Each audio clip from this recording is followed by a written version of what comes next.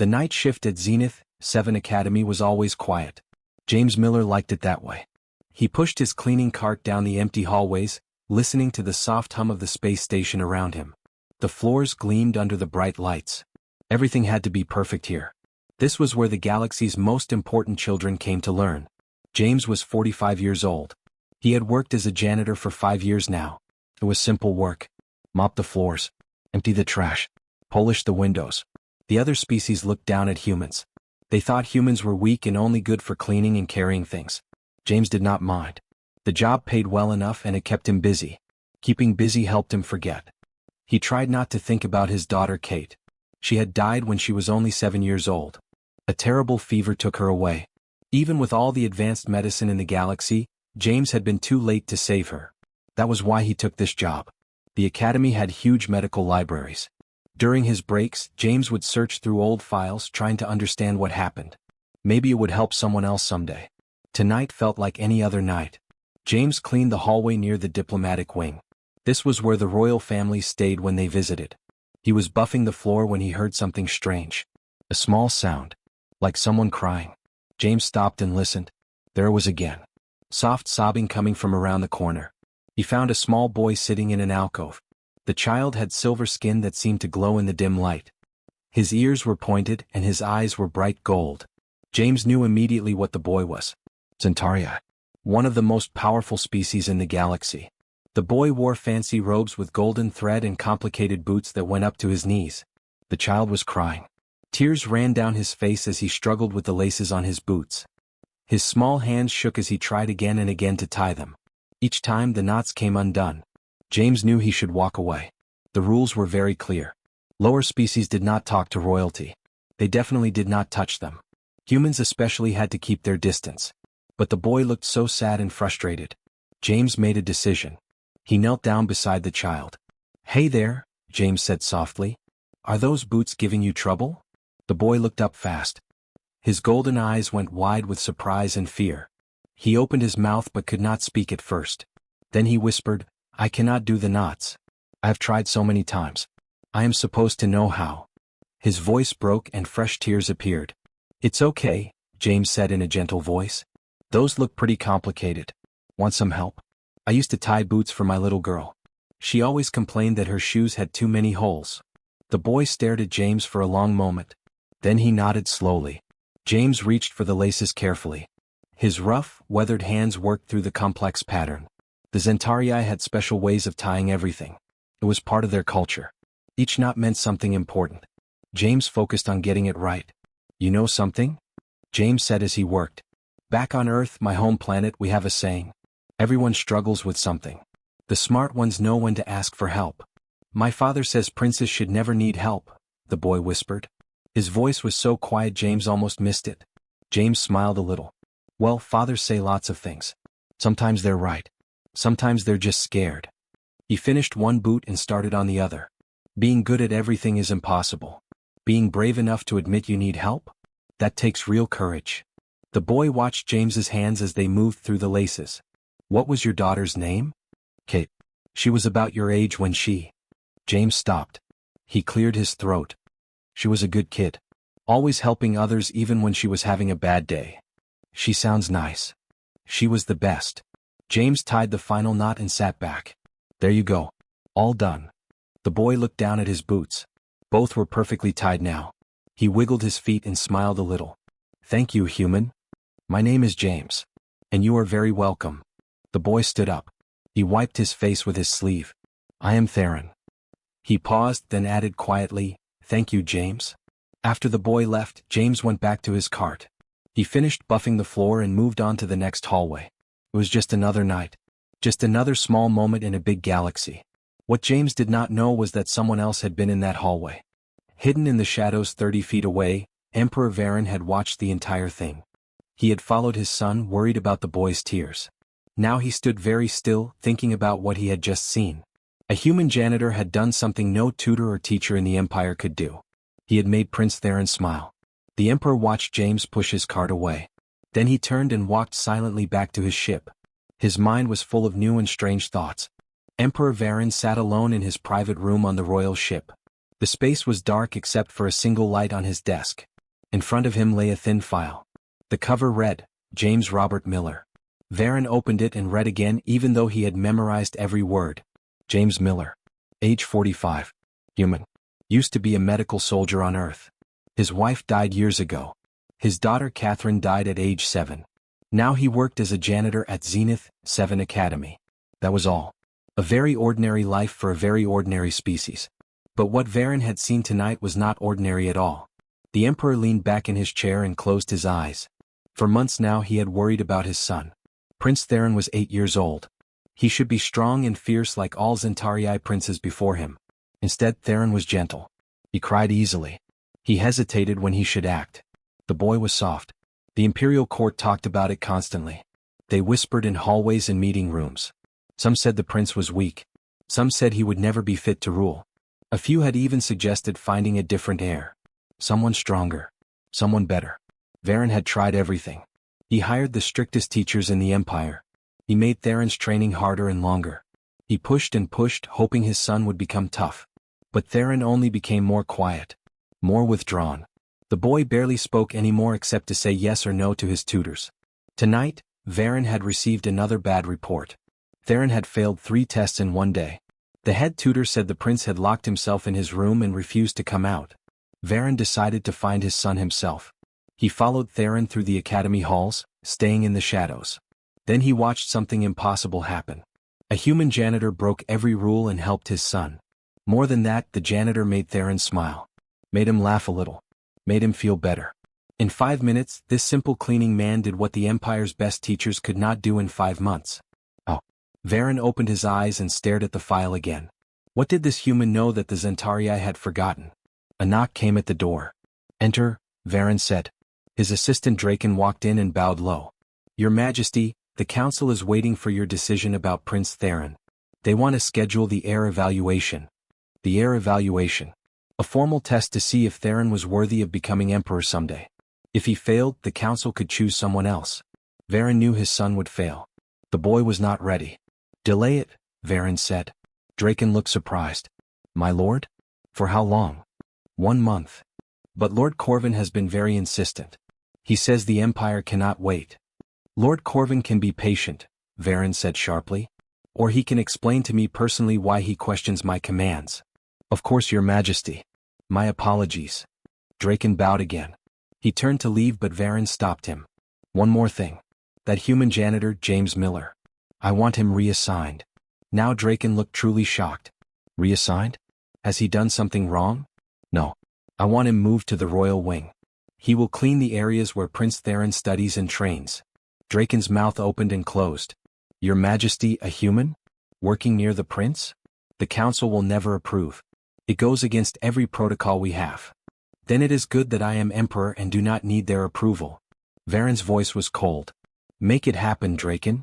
Yes, my lord. Right away. Draken bowed and left quickly. After he was gone, Varen stood and walked to the window. Outside, stars stretched in every direction. Beautiful and endless. The Zentarii Empire controlled thousands of those stars. Millions of people bowed to Zentarii power. But power was not the same as wisdom. Varen was starting to understand that. His people believed that showing emotion was weakness. That asking for help meant you were a failure. That being kind made you vulnerable. For 3,000 years, the Zentarii had followed these rules. They had built a great empire. They had also built a lonely one. Varen thought about the other species he met at diplomatic meetings. Many of them feared the Zentarii. None of them truly trusted his people. The Empire had allies only because those allies were afraid to be enemies. Then there were the humans. Weak little humans who joined the galaxy just 50 years ago. They had no great weapons. No powerful armies. No ancient empire. But somehow they had friends everywhere. Real friends.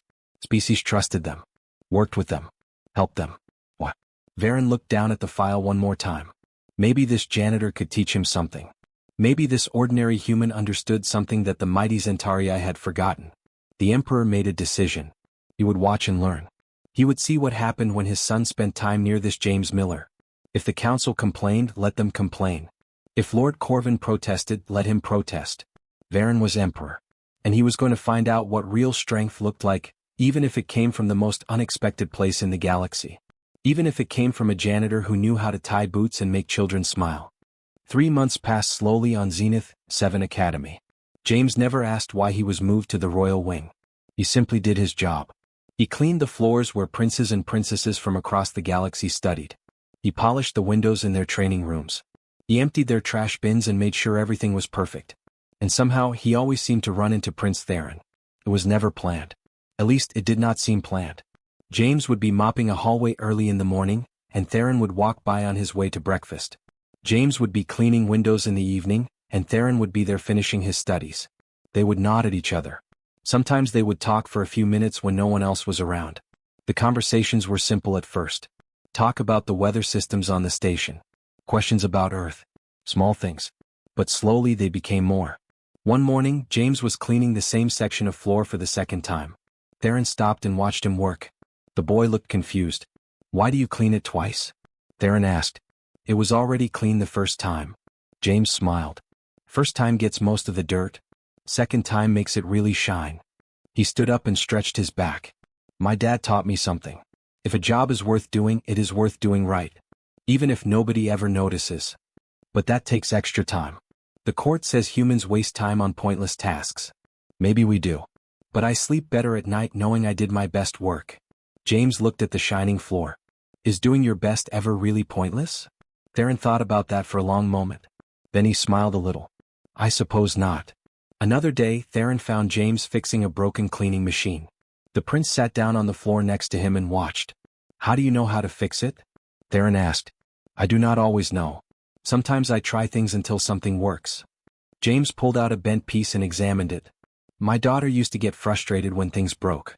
I told her that fixing things teaches patience. You have to try, fail, and try again. That is how we learn. The tutors say failure is shameful."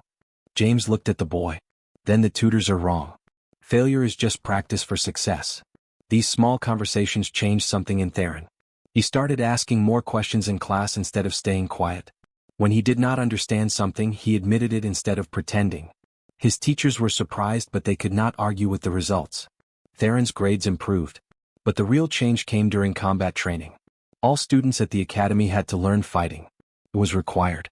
One afternoon, a Draken girl named Vera was sparring with another student. The Draken were a warrior species, fierce and proud. Vera fought hard, but her opponent was stronger.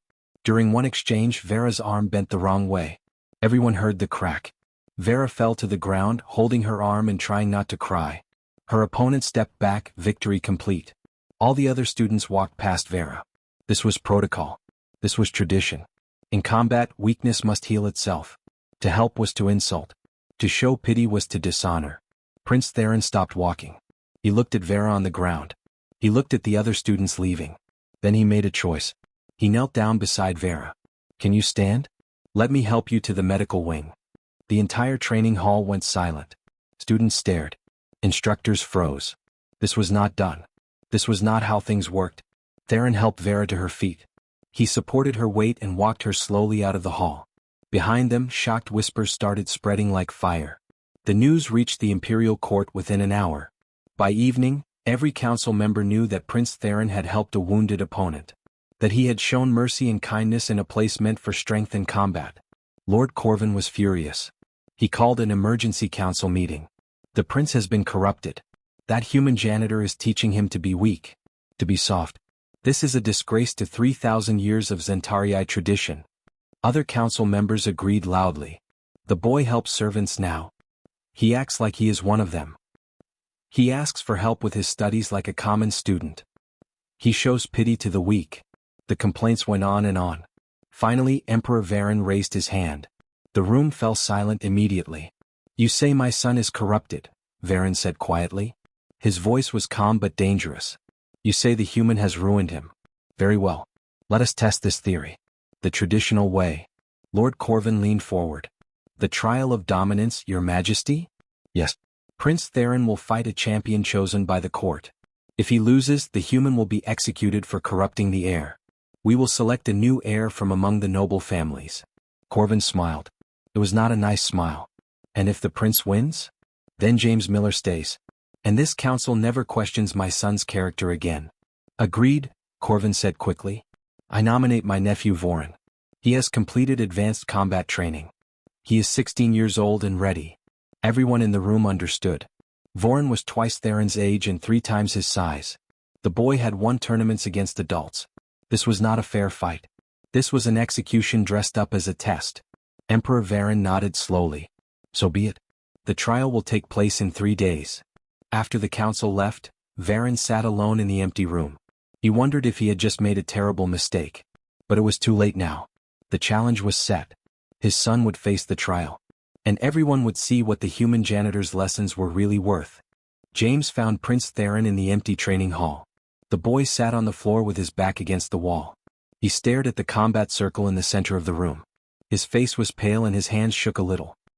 "He is going to kill me," Theron said without looking up. His voice was flat and empty. James sat down beside him on the cold floor. "Probably not. They need you alive. Just beaten badly. That does not make me feel better." "No, I suppose it does not." They sat together in silence for a while. James could hear the hum of the station around them. Somewhere far away, other students were laughing. Life continued as normal for everyone except them. "I do not know how to be what they want," Theron finally said. His voice cracked a little. "I am not strong like Voren. I am not fierce like a real Zentarii prince should be. I have tried and tried, but I cannot change who I am." James looked at the small boy beside him. Theron reminded him so much of Kate. His daughter had been sick for months before she died. She had been scared every day, but she never gave up. She kept smiling, kept being kind to the nurses, kept telling James that everything would be okay even when they both knew it would not be.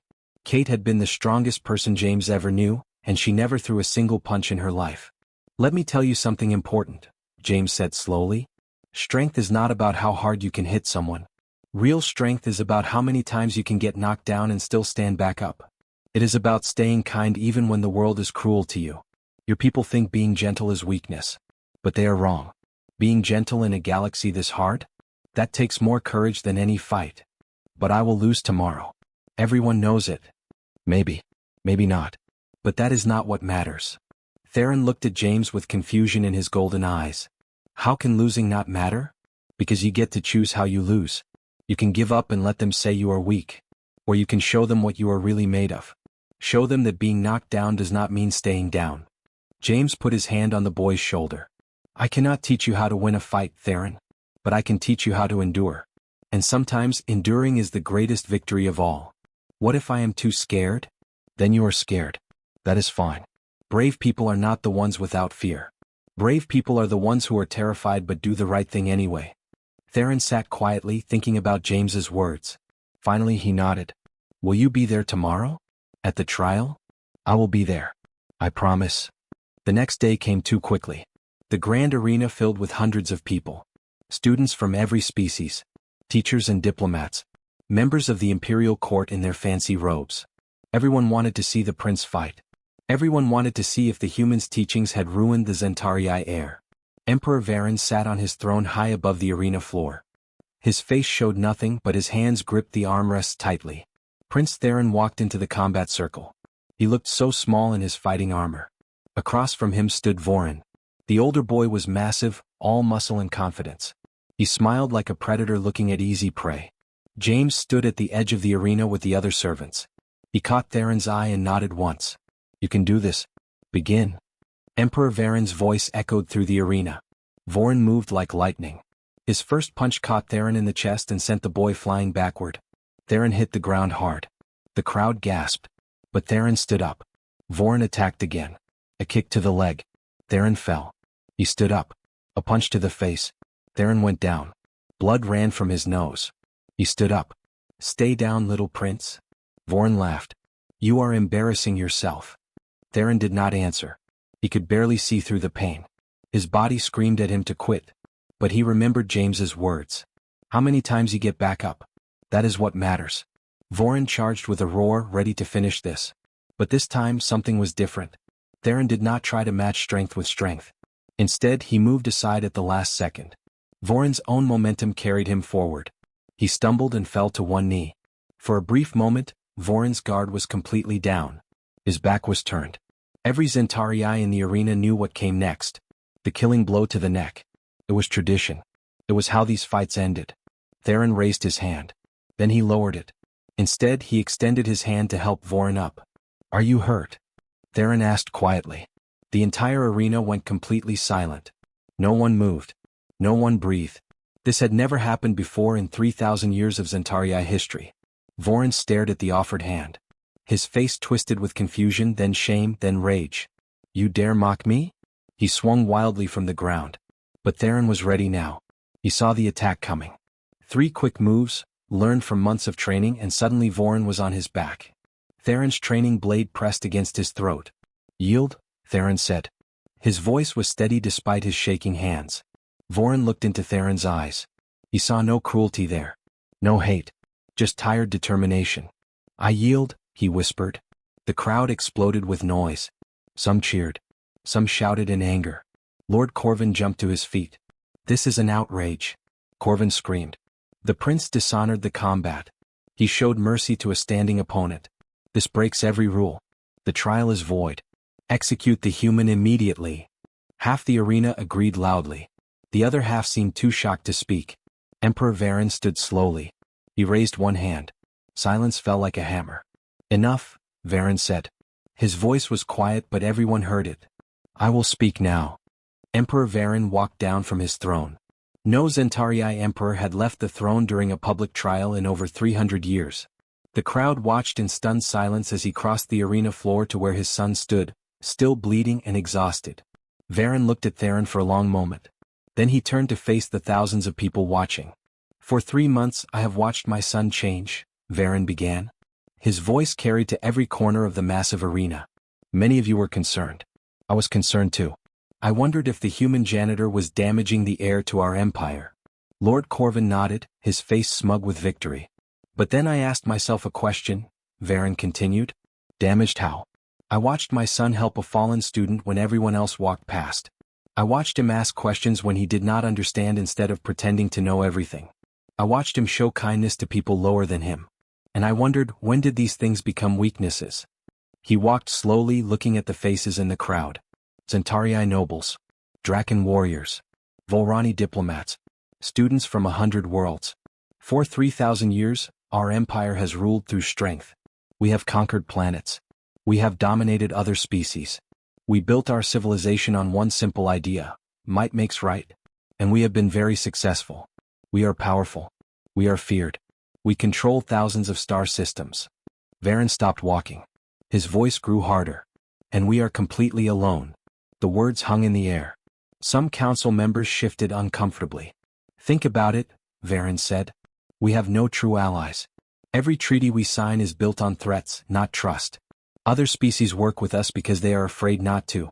We win every battle, but we have no friends. We are the strongest empire in the galaxy, and we are isolated. He gestured toward James, who stood quietly at the arena's edge. Then I watched this human. This weak species that only joined our galactic community 50 years ago. Do you know what I learned? Humans have made more real alliances in 5 decades than we have made in 5 centuries. Not through weapons. Not through threats. Through compassion. Through kindness. Through having the courage to help others even when it costs them something. Your Majesty, Lord Corvin interrupted, you cannot seriously believe that weakness. It is not weakness. Varen's voice cracked like thunder. The entire arena flinched. That is what I am trying to tell you, Corvin. We have been wrong. Being strong does not mean being cruel. Being powerful does not mean being alone. My son showed more wisdom in one fight than our warriors have shown in 1,000 battles. He walked back to Theron. You all saw what happened here. My son could have killed his opponent. That is our tradition. That is our way. But he chose mercy first. He offered help to a fallen enemy. And only when that mercy was thrown back at him did he fight. He showed that true strength is knowing when to be kind and when to be fierce. Varen turned to the crowd again. This is my decree. James Miller is now officially appointed as cultural advisor to Prince Theron. Any who object may challenge me personally in combat. No one moved. No one spoke. Furthermore, Varen continued, I am opening educational positions for humans throughout our empire. We will learn from them as they learn from us. We will teach our children that strength without wisdom is just violence. That power without purpose is just cruelty. He looked directly at Corvin. My son is not the heir I expected. He is the heir we needed. When he rules, he will rule with both strength and compassion. He will build an empire not of fear but of respect. This is my final word on the matter. Emperor Varen returned to his throne. The crowd stayed silent for a moment. Then, slowly, some began to applaud. Not everyone, but enough. Lord Corvin stood stiffly and left the arena, his face dark with anger. But he did not challenge the Emperor's words. 10 years passed like water flowing downhill. Steady and sure. Professor James Miller walked through Zenith 7 Academy with a small smile on his weathered face. He was 55 now. His hair was completely gray and his back hurt most days. But he felt good. He felt useful. The academy had changed so much. Students from every species learned together now. Humans taught alongside Zentarii. The old walls between species were slowly coming down. James headed toward his classroom when he saw a young Zentarii student struggling with her equipment bag. Before he could help, someone else knelt down beside her. Prince Theron, now 18 years old and soon to be crowned emperor, smiled gently as he helped fix the straps.